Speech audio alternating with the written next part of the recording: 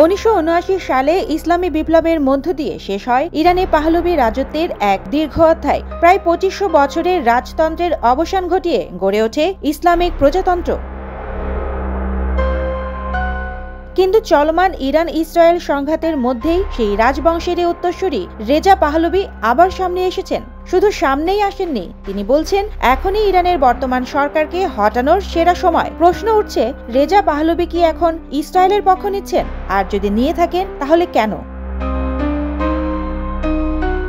রেজা পাহলভি সম্প্রতি এক সাক্ষাৎকারে বলেন, ইসরায়েলের সাম্প্রতিক হামলায় ইরানের সেনা ও গোয়েন্দা ব্যবস্থায় বড় ধাক্কা লেগেছে। তার দাবি, এতে ইরানের সাধারণ জনগণ নতুন করে আশাবাদী হয়েছেন, তারা সরকারের পতন চায়। তবে গুরুত্বপূর্ণ ব্যাপার হলো, এই বক্তব্য এমন এক সময় এসেছে যখন ইরান ও ইসরায়েলের মধ্যে সংঘর্ষ প্রায় সরাসরি যুদ্ধের দিকে গড়াচ্ছে।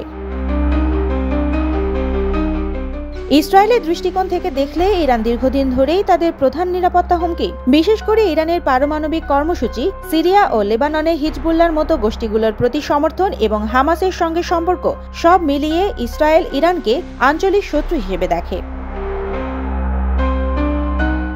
অন্যদিকে রেজা পাহলভি ইসলামী প্রজাতন্ত্রের বিরোধী। তার লক্ষ্য ইরানে ফের গণতন্ত্র কায়েম করা। এই লক্ষ্যে তিনি পশ্চিমা দেশগুলোর সমর্থন চাইছেন।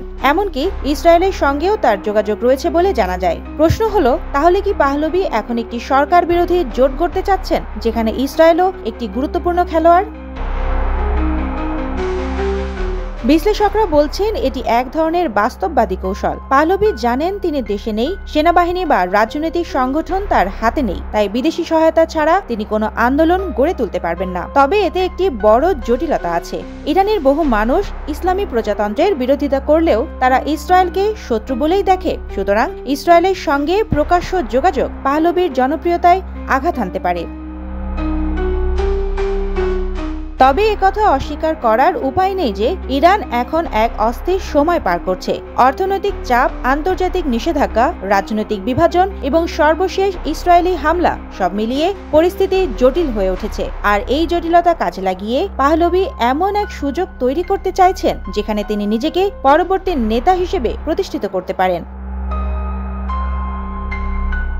শেষ প্রশ্নটা থেকে যায়, ইরানের ভবিষ্যৎ কি তাহলে পশ্চিমা সমর্থনে পরিচালিত নতুন এক পাহলভির অধ্যায়ের দিকে এগোচ্ছে, নাকি এসব শুধু নির্বাসিত এক রাজপুত্রের স্বপ্ন মাত্র?